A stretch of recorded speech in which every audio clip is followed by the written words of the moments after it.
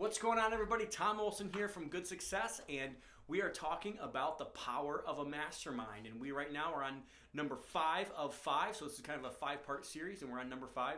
So I hope you've been able to listen to the previous 4. So the first one, we talked about focus and getting yourself outside of your business long enough to stop working in your business and start working on your business. We talked about $1 million ideas and all the things that you get from a mastermind from that perspective, to see kind of what other people are doing and how to maybe emulate, or how to copy a little bit, or how to model what other people are doing to a certain degree in your own business.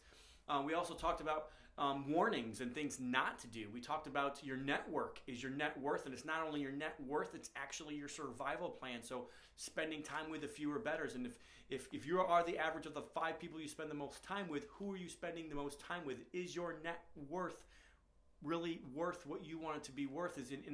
And a lot of times that has to do with your network. So I believe your network is not only your net worth, but it's also your survival plan. And if you have an issue, if you have something that you need to be able to solve immediately or right now, who are you going to call? I have found many of those people from the mastermind and being able to go to the mastermind. So we talk about many different things in this series, so I hope you guys have enjoyed it and listened to it. If you guys have, please comment below and just kind of give us your thoughts on the power of the mastermind or your experience with masterminds. I run the Good Success Mastermind, and I did it for purpose-driven entrepreneurs that want to make a difference, that people that want to use what they have to be able to help their communities. I was kind of so sick of people getting up and just pumping their chest and saying how awesome they were, or going to seminars about and hearing about a new program or a new whatever. And those things are great, I guess, to a certain degree. But I wanted to be able to help entrepreneurs have a purpose in their life and how to change their direction by figuring out where they are now currently and how to get to where they want to go, where they want to go and how to get there. So Good Success Mastermind is application only. It's at goodsuccess.com. You can apply there for the next mastermind, and I hope you see you there. But okay, so we are on number 5 of 5 of the power of the mastermind. And to me, I think we saved the best for last. The best for last is the power of the mastermind. Are you ready? Here goes. Everybody, drum roll. Blah, blah, blah, blah, blah. Accountability. And I believe that is the one thing. It's that discipline, that thing that you put in your life where you're going to have to stand in front of somebody. You have a mastermind. You go and say one quarter, hey, I'm going to do this. And by next quarter, oh, this better be done. Or this whole group of super successful entrepreneurs, purpose-driven business owners are going to hold me accountable. They're going to say, hey, how come that wasn't done? How come you didn't hire that integrator? How come you didn't hire that salesperson? How come you didn't put that system? How come you didn't write that system and put it in place? Why don't you have a finance process in place? Why haven't you sold those 6 houses that you said you were going to sell? All these questions are questions that are going to be asked to you if you put yourself not only in the position of vulnerability when you go in front of the mastermind, but also in a position to be able for somebody else to hold you accountable. And we all need this in our life. We all need accountability. We need to be accountable to ourselves, but most of the time we aren't enough. We need to put somebody else, that little bit of that fear, that's healthy fear that comes over us, and we say, hey, if I don't get this done, I'm gonna not live up to what I said I was gonna do.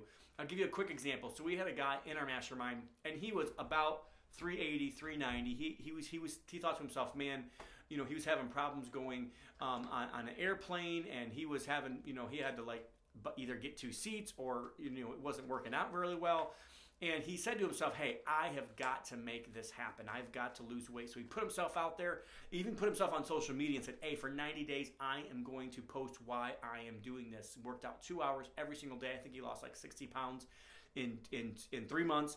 And he came back at the next mastermind stronger than ever and excited about life. And really, it showed, because he held himself accountable. He put himself in front of everybody, and he said, hey, I am going to do this. This shirt that I'm wearing right now is kind of one of the ways that I try to hold myself accountable. I tell everybody, hey, I have 2 big dreams. I want to give away $1 billion. And number 2, I want to flip the city of Gary, Indiana. And sometimes people think to themselves, oh my goodness, that's just some gimmick he's using. But no, we are here in Gary, Indiana, trying to make a difference, trying to use real estate to have a positive impact on the community. bringing investment into town, trying to help the citizens, give them a better lifestyle, give them a better house, and clean up neighborhoods that have been in shambles for a long time. One of the other ways that we use to hold people accountable is this net profit workbook that Max Keller has put together. And every single month, we also get together. So not only do we get together on a quarterly basis live, but we also get together on a Zoom call every single month, and we go through these different questions together. We go over the hurdles that we're having. We go over the struggles that we're having. And we say to and we kind of go through this list of, this is my plan. This is what I'm working on this quarter in order to be able to achieve my goal for this quarter. And if I do this, it's going to make me X more money. This net profit workbook, I think too many people are focusing on revenue and focus on how many deals they do and blah, blah, blah. But at the end of the day, what are you actually doing? What kind of difference are you making? And that's all in the daily discipline. That's all in somebody else holding you accountable and you putting yourself in that type of environment. This, I believe, is one of the highest forms of the power of the mastermind.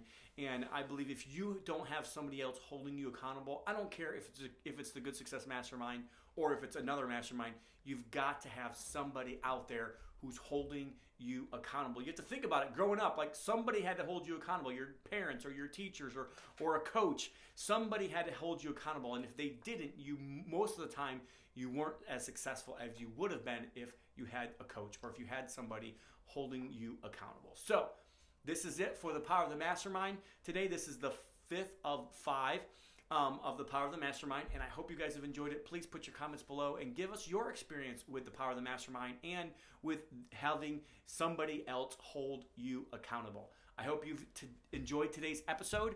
Remember to live life on purpose, for a purpose, work to have to give.